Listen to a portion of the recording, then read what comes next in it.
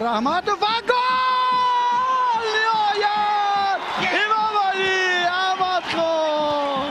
ببینید این یک عالی بود گلی که فوتبال بازی ما از بین دو محافظتگر و یک دروازه‌بان وارد دروازه کرد و خطا نکنم حالا بار دیگر خواهیم دید این پرتاب از جانب